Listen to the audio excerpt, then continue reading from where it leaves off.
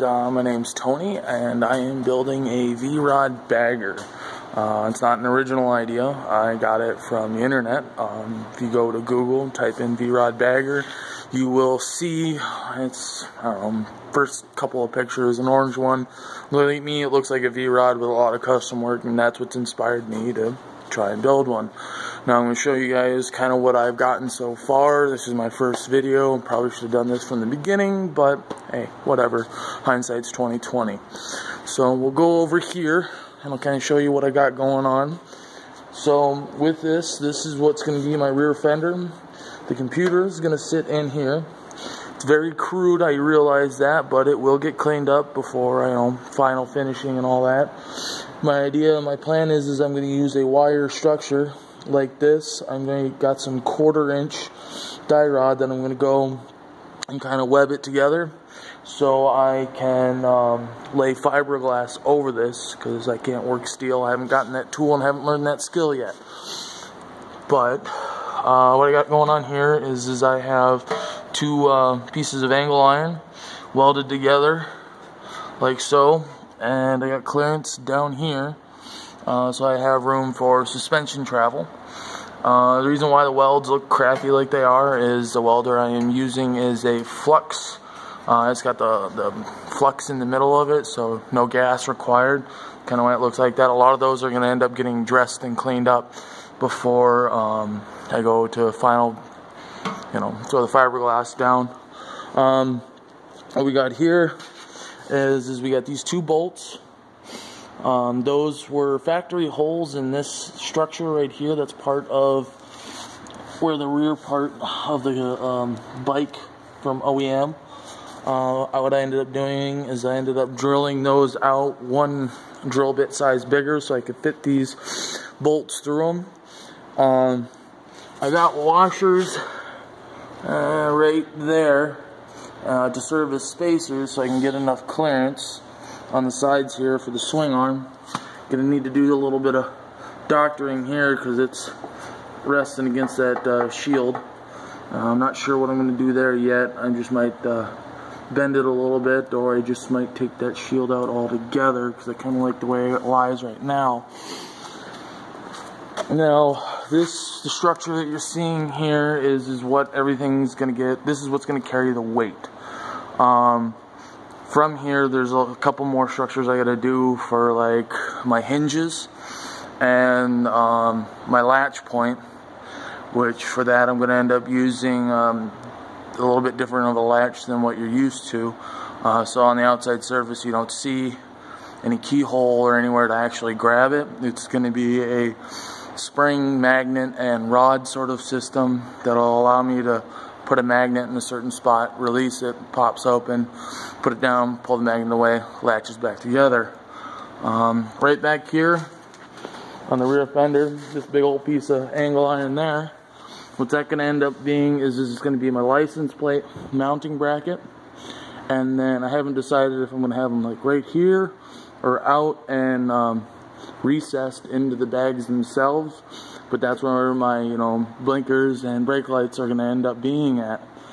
You can kind of see over here, got this like this. I ended up cutting these off right there so the seat wasn't hitting that, and I did the same thing on the other side, and I think I'm actually going to end up using that to further it and incorporate the bags into the bike. And I'm going to run some fiberglass up through here to kind of like incorporate it in there. There's the old fender. So yeah, give me a second here. Anybody who don't realize what this bike is, this is a Harley Davidson Vrod. I repainted it once already. I did it in a flat black, hot rod black, made by PPG. To give you an experience on me, I'm 27 years of age. I have a degree in automotive collision and refinishing systems, and I worked at a shop where we did everything. Bikes, motorcycles, cars, trucks, semis, boats, campers. I mean, I've even worked on Humvees, and I've worked on fire trucks up there on the base, and all sorts of weird projects like that. But to tell you a little bit about the bike, it's 2013 Night Rod Special Edition, 1250cc motor, 60-degree V-twin. ECU, as far as what's been done to the motor as is, not really a whole lot. I got the Vance and Hines 2-to-1 competition exhaust. These are O2 sensor ports, but for my bike they're in a different spot right there, and then the other one, you can kind of see it back here, this wire right here, that's the other O2 sensor.